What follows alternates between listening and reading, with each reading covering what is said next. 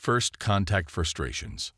Admiral Vexor Castil adjusted the ceremonial plating on his exoskeletal frame as the diplomatic shuttle entered Earth's atmosphere. The revered military leader of the Xanteri Empire had conquered 17 star systems, neutralized 3 hostile species, and commanded the most formidable fleet in the Orion Spur. Now he was being sent to evaluate a barely spacefaring species that had somehow repelled the notorious Dreth incursion. "Impossible," he muttered, his secondary voice chamber creating a harmonic undertone of skepticism that reverberated through the shuttle cabin. Ambassador Nilith, whose translucent skin pulsed with bioluminescent patterns of diplomatic caution, turned all 4 eyes toward the Admiral. "The High Command believes the humans may possess unconventional capabilities. Your assessment is crucial." "Unconventional is diplomatic speak for got lucky," Vexor retorted, his dermal plates shifting to display subtle patterns of dismissal. "Their primary vessel containment is metallic alloy, Ambassador. Not crystalline neural-bonded hulls, not living bioships, primitive metal tubes." Nilith's skin flashed patterns of patience. Yet they drove back the Dreth when 3 technologically superior civilizations failed. The shuttle banked sharply as Earth's defense systems guided them toward the landing zone. Through the viewport, Vexor observed the blue-green world with its excessive water and alarming atmospheric turbulence. How had such fragile creatures survived on this chaotic planet, let alone in the void beyond? The landing sequence completed with surprising smoothness, and Vexor rose to his full 3-meter height, towering over the Xanteri delegation. "Let's get this diplomatic charade over with. I have an empire to defend." The spaceport terminal was a cacophony of sensory assaults. Too bright, too noisy, filled with the varied sense of thousands of humans moving in chaotic patterns that made Vexor's tactical subroutines trigger unnecessary defensive calculations. The humidity alone was making his tertiary breathing membranes ache. A small delegation approached, led by a human female with short-cropped silver hair and the distinctive uniform markings of high military rank. She was flanked by 2 larger males with the vigilant posture of security personnel. "Admiral Vexor Castil," she spoke, her translator rendering her words into perfect Xanteri harmonic speech. "I am General Lydia Sorensen, Earth Defense Force. On behalf of the United Earth Government, welcome to our world." Vexor performed the minimal acceptable greeting gesture. "Your hospitality is acknowledged." He studied the general with newfound interest. Despite her small stature and obvious biological fragility, her bearing reminded him of veteran commanders who had survived the brutal Cartax campaigns. The diplomatic procession moved through a series of tedious ceremonial greetings, facility tours, and uncomfortable attempts at cultural exchange. By the 3rd solar cycle of his visit, Vexor had cataloged dozens of human deficiencies: inefficient biological systems with no redundancy, exposed vital organs, limited sensory capabilities, and disturbing sleep requirements. "You're telling me," he remarked to his aide during a rare private moment, "that humans become unconscious for approximately 1/3 of every planetary rotation. An entire species with collective vulnerability windows." "Yes, Admiral. They call it sleep and consider it restorative." "Evolutionary madness," Vexor declared. "No wonder they've barely expanded beyond their home system." On the 4th day, General Sorensen invited Vexor to observe a military training exercise. His interest marginally increased. Perhaps here he would finally understand how these fragile creatures had supposedly repelled the Dreth. The observation platform overlooked a vast training ground where human soldiers maneuvered in various scenarios. Vexor noticed immediately that their formations seemed chaotic, lacking the mathematical precision of Xanteri battle groups. "Your troops appear disorganized," he observed, not bothering to modulate his harmonic undertones of criticism. Sorensen smiled slightly. "We value adaptability over uniformity, Admiral. Each squad operates semi-autonomously within mission parameters." Vexor watched as his simulation suddenly changed. Artificial terrain shifting, holographic enemies appearing from unexpected vectors. Instead of falling into disarray, the human squads reconfigured instantly, communicating through abbreviated signals and executing completely different strategies. Interesting, he admitted reluctantly. Your forces prioritize tactical flexibility over orthodox doctrine. Necessity is the mother of invention, Admiral. Sorensen replied. Throughout our history, smaller forces have defeated larger ones through innovation and asymmetric approaches. A compensatory adaptation for your species' physical limitations, Vexor theorized, though his dermal patterns had shifted to indicate thoughtful reconsideration. The demonstration continued with several scenarios, each showcasing different aspects of human warfare. Vexor noted with increasing interest that many maneuvers contradicted established galactic combat principles. The humans used terrain not just as obstacles to navigate, but as active tactical elements. They deliberately created false patterns to mislead opponents. Most surprisingly, they occasionally sacrificed superior positions to create unexpected advantages elsewhere. Unorthodox, indeed, Vexor muttered, his tactical analysis subroutines struggling to predict their movements. Later that evening, in his temporary quarters, Vexor accessed the restricted Xantari intelligence files on the Dreth incursion. The reports described a conventional defense that should have failed. Earth's orbital platforms were outgunned, their fleet outnumbered, yet somehow the humans had prevailed. The files included fragmented sensor data showing peculiar human fleet movements, splitting forces when concentration was indicated, appearing to retreat only to circle back through debris fields that confused Dreth targeting systems. Several critical Dreth vessels had been destroyed not by direct weapons fire, but by collisions with asteroids that human ships had subtly nudged into new trajectories days earlier. Vexor's dermal plates flushed deep blue with realization. The humans hadn't outfought the Dreth. They'd outfought them. A message chimed on his communication panel. Tomorrow's schedule showed a cultural exchange with exceptional youth representatives. Vexor had planned to delegate this meaningless obligation to a subordinate, but now he found himself hesitantly curious about these bizarre creatures and their unconventional minds. The simulator prodigy. The International Youth Achievement Center buzzed with activity as Admiral Vexor ducked through the human-scaled doorway.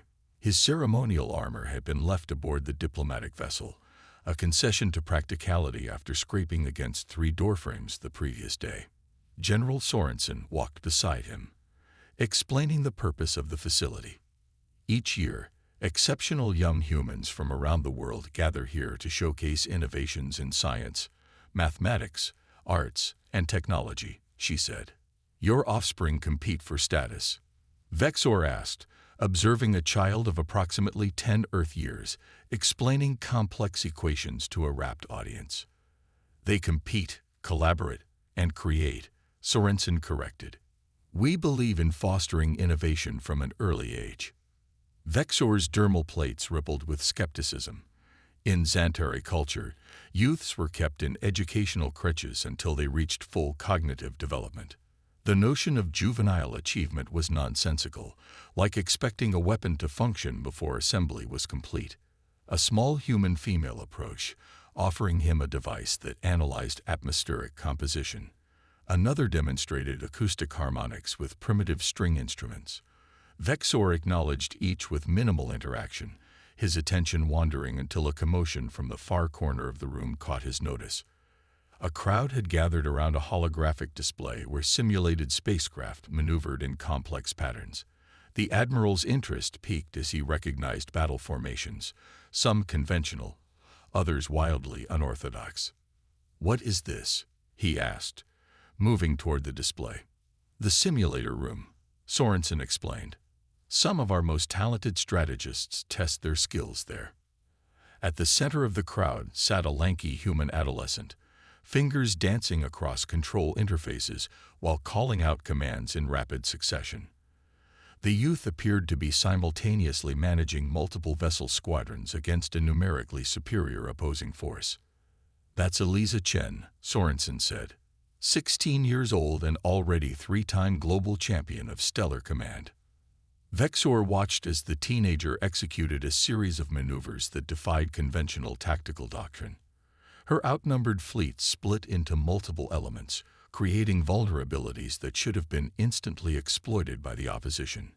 Instead, the diversionary groups drew enemy forces into carefully orchestrated traps, while her main strike force executed precision attacks against critical targets. "This is entertainment," Vexor asked, dermal patterns shifting to indicate confusion. "A simulation game," Sorensen confirmed, "but one with remarkably accurate physics models and tactical complexity." "The formations are flawed," Vexor declared, though without his usual dismissive harmonic. "Dividing forces against superior numbers contradicts fundamental military doctrine." Eliza, apparently overhearing his comment, paused the simulation and turned toward them. "Only if both sides are playing by the same rulebook," she said. Eyes bright with the confidence of youth, standard doctrine assumes standard responses. Vexor's sensory appendages extended slightly, a Xantari expression of interest. "Explain." "Enemy commanders expect certain patterns," Eliza continued, gesturing to her paused simulation. "When you follow established doctrine, you become predictable. Predictability is fatal. Game theory suggests optimal strategies exist for each scenario," Vexor countered. "Game theory assumes rational actors with complete information," Eliza grinned. "Real battles involve incomplete intelligence and psychological factors. Would you like to see?" Before the Admiral could respond, Sorensen interjected. "Perhaps Admiral Vexor would honor us by testing your simulation himself, Eliza." The crowd murmured with excitement. Vexor's dermal plates flushed with patterns indicating both reluctance and curiosity. "I have commanded actual fleets in 17 campaigns," he said. "A children's game hardly seems." "Scared?" Eliza challenged, eyes twinkling. Vexor's plates instantly shifted to patterns of competitive determination. "Adjust the control interface for my physiology," he instructed, settling his massive frame into a reinforced chair beside her. The simulation reset. Vexor found himself commanding a standardized fleet against Eliza's forces. The interface was surprisingly intuitive, and he quickly deployed his vessels in optimized Xantari formation patterns, establishing defensive screens while positioning his capital ships for maximum firepower concentration. "Conventional opening," Eliza commented, deploying her own forces in a scattered pattern that made Vexor's sensory appendages twitch with disapproval. "Tactically unsound," he replied, directing his forces to engage her vulnerable flanks. But as his fleet moved to exploit the apparent weaknesses, Eliza's scattered forces executed a series of micro-jumps, repositioning faster than Vexor anticipated. Meanwhile, a small detachment of her vessels approached a nearby stellar body. "Your detachment is too close to that star's radiation belt," Vexor noted. Eliza didn't respond, instead directing the vessels to execute a maneuver that skimmed the stellar corona before accelerating toward Vexor's main force. Suddenly, his tactical display filled with sensor ghosts. The radiation from the stellar body combined with emissions from Eliza's ships created hundreds of false contacts. While his forces attempted to reacquire targeting solutions, Eliza's main fleet emerged from the cover of a debris field, striking precisely at his command vessels. Within minutes, the simulation declared her the victor. "That's," Vexor began, dermal patterns cycling through confusion, frustration, and finally, reluctant admiration. "That's not possible. The radiation would have disabled your vessel's systems as well." "Not if you reconfigure your deflectors to create a null resonance bubble that actually amplifies the radiation outward," Eliza explained. "It's right there in the technical specifications, though most players never explore those options." Vexor's tactical mind raced, calculating the implications. Such a technique would never be attempted in actual combat because the conventional wisdom deemed it suicide. Yet in the simulation, it had proven devastatingly effective. "Another round," he demanded. 3 hours later, Vexor had won exactly 2 of 17 engagements against the human teenager. Each victory had come only after he abandoned conventional Xantari tactics and adopted increasingly unorthodox approaches. More disturbing were the parallels he recognized between Eliza's strategies and the fragmented reports of human maneuvers during the Dreth incursion. "Your simulator has military applications," he stated rather than asked as they concluded their session. Eliza shrugged. "It's just a game, Admiral.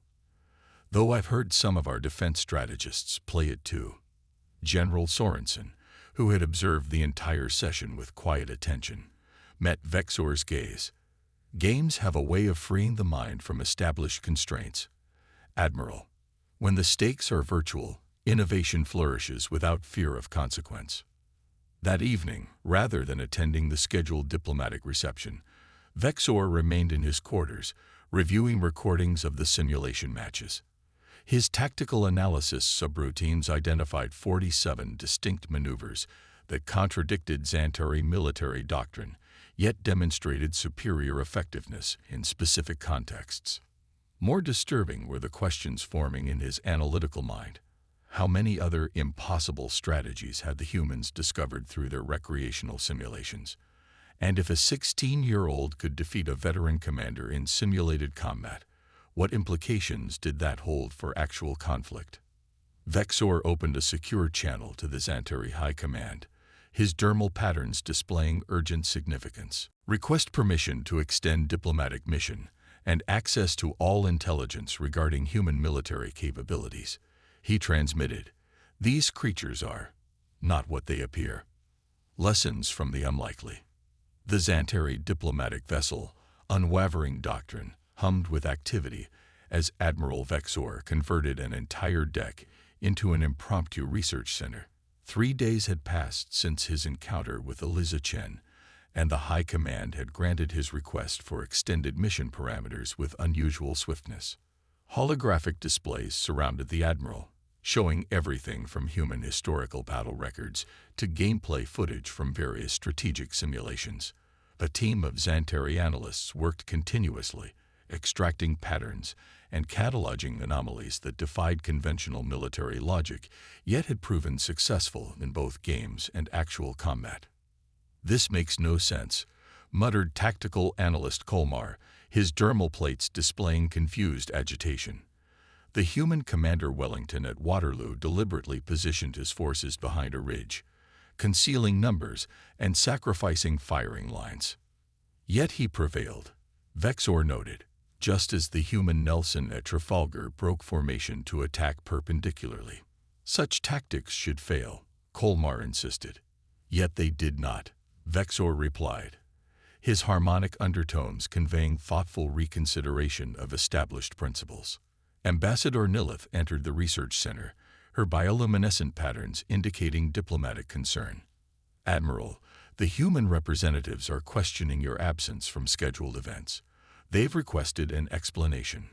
Vexor barely glanced up from a historical analysis of something humans called guerrilla warfare, a concept so alien to Xantari military doctrine that his translator had initially failed to render it coherently.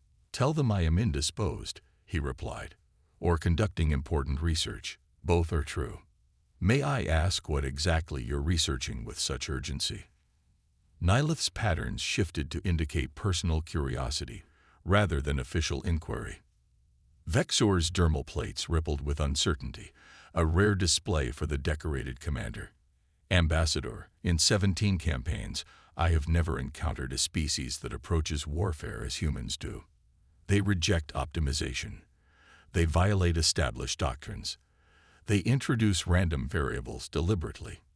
And this concerns you." "It fascinates me," Vexor corrected. "The Xantari achieve victory through superior technology, numbers, and perfectly executed doctrine. Humans achieve victory by changing the rules of engagement entirely." Before Nilith could respond, a priority communication alert chimed throughout the chamber. A holographic projection of General Sorensen appeared, her expression grave. "Admiral Vexor, we've received disturbing reports from the Cygnus Expanse border stations. Unknown vessels with energy signatures matching neither human nor Xantari profiles have destroyed 3 outposts. We're convening an emergency security council and request your presence. Vexor's thermal plates instantly shifted to command patterns. I will attend.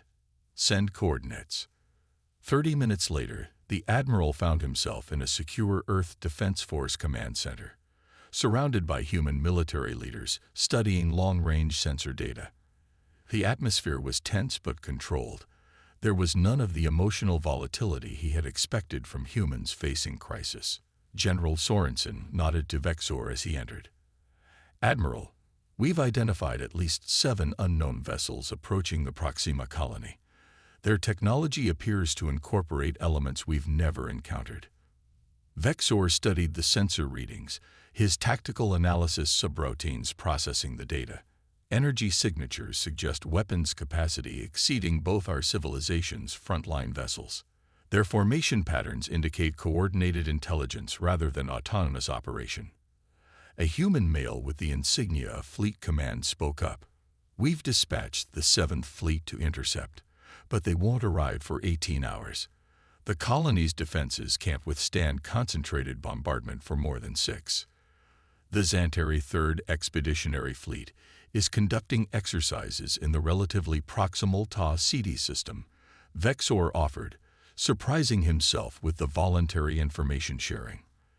They could reach the colony in under 7 hours. The human leaders exchanged glances. Sorensen addressed him directly. Would you be willing to request their assistance, Admiral? This threat appears to concern both our civilizations. Vexor considered the implications. Involving Xantari forces in defense of a human colony would create precedents, expectations, potentially unwanted alliances. Yet the unknown vessels represented exactly the type of emerging threat the High Command had sent him to evaluate. I will make the request, he decided, but I must oversee tactical coordination personally. 4 hours later, Admiral Vexor stood on the command deck of the Xantari dreadnought Inevitable Consequence, studying holographic projections of the approaching enemy vessels. The 3rd Fleet's commander, Sub-Admiral Zexlor, waited respectfully for instructions. Deploy according to Formulation Matrix 7, Vexor ordered, indicating the standard Xantari response to unknown hostile forces, a layered defense posture with overwhelming firepower concentration. As you command, Zexlor responded, relaying the orders. As the Xantari vessels shifted into the mathematically perfect formation, Vexor found himself remembering Eliza Chen's words, "When you follow established doctrine, you become predictable. Predictability is fatal." The first engagement went precisely as Xantari doctrine predicted, their superior coordination and firepower overwhelming 2 enemy vessels. But the remaining attackers adapted with disturbing speed, altering their approach vectors and targeting parameters to exploit the rigidity of the Xantari formation. Our forward screening vessels are taking critical damage, reported Zexlor as the battle entered its 2nd hour. The enemy has identified the mathematical progression of our defensive shifts and is anticipating our movements. Vexor watched as another Xantari vessel exploded, its destruction creating a precisely calculated gap in their formation.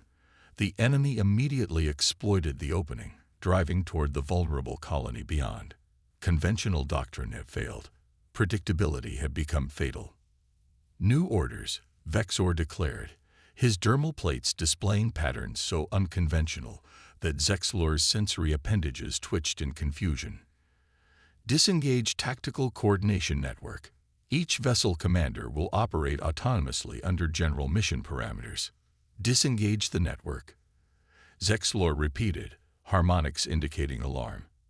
Admiral, without synchronized targeting and movement. We become unpredictable, Vexor finished. Signal all vessels. Execute maneuver pattern Chen Alpha. There is no such pattern in the tactical database, Zexlor protested. Precisely, Vexor replied.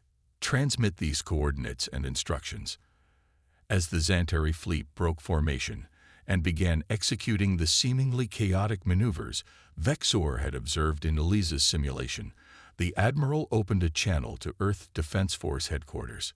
"General Sorensen," he said when her image appeared, "I require immediate communication with Eliza Chen." The Cosmic Gambit. The battle above Proxima Colony had evolved into a scenario no tactical simulation could have predicted. The Xantari fleet, renowned throughout the galaxy for mathematical precision and synchronized operations, now moved in seemingly random patterns that defied conventional analysis. Individual vessel commanders executed maneuvers that deliberately violated optimal efficiency calculations. Admiral Vexor stood on the command deck of the Inevitable Consequence, one sensory appendage extended toward a holographic display showing real-time battle data, the other toward a separate communication channel where Eliza Chen provided continuous strategic input from Earth. "Their targeting algorithms are still predicting standard response patterns," Eliza observed, studying the enemy movements from billions of kilometers away. "Use that against them. Make them think you're returning to conventional formations, then break pattern at the last microsecond. All vessel commanders, execute false standardization protocol," Vexor ordered, his harmonics carrying authority that overrode the confusion evident in his officers' dermal patterns. The Xantari vessels briefly aligned into recognizable formation matrices before scattering in precisely timed divergences. Enemy targeting solutions, calculated based on projected movement patterns, struck empty space as Xantari ships appeared where doctrine dictated they should never be. "Sub-Admiral, direct the light cruiser squadron to approach the stellar prominence at bearing 227, Vexor commanded. "Prepare radiation harvesting protocols." Zexlor's sensory appendages contracted in alarm. "Admiral, proximity to stellar radiation will compromise shield integrity and weapons guidance systems." "Not if they reconfigure deflectors to generate null resonance bubbles," Vexor countered, recalling Eliza's simulation strategy. "The radiation will be amplified outward, creating sensor ghosts that will confuse enemy targeting." "Such a technique has never been attempted in actual combat," Zexlor protested. "Then today will provide excellent data on its effectiveness," Vexor replied, his dermal patterns displaying a decidedly un-Xantari configuration that approximated human amusement. The light cruiser squadron executed the maneuver with professional precision, despite its unorthodox nature. As predicted, the stellar radiation, channeled through specialized deflector configurations, created a cascade of sensor phantoms that scattered across the battlefield. Enemy vessels fired repeatedly at non-existent targets, while actual Xantari ships struck from unexpected vectors. "It's working." Eliza's voice carried excitement that penetrated even the translator's neutral harmonics. "Their formation is breaking down. They're losing coordinated response capability." Vexor studied the tactical display with growing satisfaction. The enemy vessels, initially so coordinated and adaptable, now fought as individual units without coherent strategy. 3 had already been neutralized, and the remainder were falling back toward the system's edge. "All vessels, execute final convergence," Vexor ordered. Tactical pattern: Wellington Ridge. The scattered Xantari fleet suddenly coalesced into a concentrated force that struck the retreating enemy with overwhelming firepower. Within 20 minutes, the engagement had concluded, all enemy vessels destroyed or disabled, with only moderate damage to the Xantari fleet. "Victory is confirmed," Zexlor reported, his dermal patterns still displaying confusion over the unprecedented tactics. "Admiral, your methods were most unusual, yet effective," Vexor noted. "Have analysis teams examine all battle data. I want comprehensive reports on every non-standard maneuver and its outcomes." Later, as the Xantari fleet established defensive positions around the human colony, Vexor received a priority communication from the High Command. First Minister Kexar himself appeared in holographic form, his elaborate dermal patterns indicating both concern and curiosity. "Admiral Vexor," the First Minister began, "your battle report contains tactical anomalies that our strategic analysts cannot reconcile with established doctrine. Explain your methodology." Vexor's sensory appendages extended respectfully. First Minister, my diplomatic mission to Earth has revealed unexpected insights. The humans approach conflict through a lens of deliberate unpredictability that contradicts our optimization principles, yet demonstrates remarkable effectiveness. You employed human tactics against an unknown enemy. Kexar's harmonics vibrated with disbelief. I employed effective tactics, Vexor corrected. Their origin is less relevant than their results. The First Minister's dermal patterns cycled through several configurations before settling on reluctant acceptance. Your success cannot be disputed. The unknown vessels have retreated from 3 additional sectors following your engagement. The High Command requires your complete analysis of these human approaches. I will provide comprehensive documentation, Vexor promised. However, I believe direct collaborative exercises would prove more valuable than theoretical analysis. You propose military cooperation with humans. Kexar's patterns displayed shock. I propose learning from a species that consistently achieves victory despite resource limitations, Vexor replied. Their perspective complements ours in unexpected ways. 2 weeks later, Admiral Vexor stood before a gathering of human and Centauri military leaders in the newly established Joint Strategic Command Center. Beside him stood Eliza Chen, now officially designated as a civilian consultant to Earth Defense Force despite her age. The Proxima engagement demonstrates the potential of integrated tactical philosophies, Vexor explained, gesturing toward holographic battle reconstructions. Centauri precision combined with human adaptability creates approaches that neither civilization would develop independently. General Sorensen nodded agreement. The unknown vessels, now identified as Krell automated warfare platforms, have withdrawn from all contested territories following our coordinated response. They apparently lack protocols for engaging forces that operate outside predicted parameters. Predictability is fatal, Eliza added with a grin that Vexor had come to recognize as the human expression of shared understanding. The Admiral's dermal plates shifted to patterns indicating formal recognition. The High Command has authorized establishment of ongoing strategic exchanges. Selected human specialists will visit Centauri war colleges, while our tactical analysts will study your historical conflicts and... He paused, dermal patterns displaying what humans might interpret as amusement. Your simulation games. Speaking of which, Eliza interrupted, producing a data device. I've developed a new scenario based on the Proxima battle data. Care for a rematch, Admiral? Vexor's sensory appendages extended with interest. You believe you've identified counters to the unorthodox tactics I employed. Only one way to find out, she challenged. As the assembled military leaders watched with varying degrees of surprise and amusement, the decorated Centauri Admiral and the human teenager activated the simulation. Their fingers danced across the interfaces, deploying virtual fleets in patterns that defied conventional analysis yet demonstrated elegant strategic logic. You know, Vexor said as their forces engaged in the simulated void, in 17 campaigns across the galaxy, I never encountered an opponent who taught me more about warfare than a human who has never left her home planet. Maybe that's your advantage, Eliza replied, executing a flanking maneuver that caught Vexor's screening vessels in a crossfire. Sometimes the best perspective comes from outside the battlefield. Vexor's dermal plates displayed a pattern that no translator could adequately render, the Centauri equivalent of profound realization.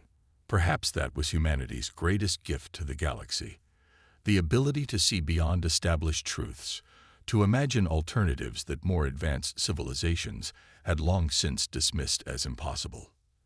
As the simulation progressed, Vexor found himself employing strategies that would have been unthinkable months earlier. Victory was secondary to the shared exploration of possibilities, the endless permutations of approach that emerged when different minds questioned fundamental assumptions. In the holographic battlefield before them, human and Centauri vessels moved in harmonious coordination against a common threat, their combined strategies greater than either civilization could have developed alone. It was, Vexor reflected, an apt metaphor for the unexpected alliance forming between their peoples. The universe, it seemed, had much to learn from the species that approached problems as games to be played rather than equations to be solved.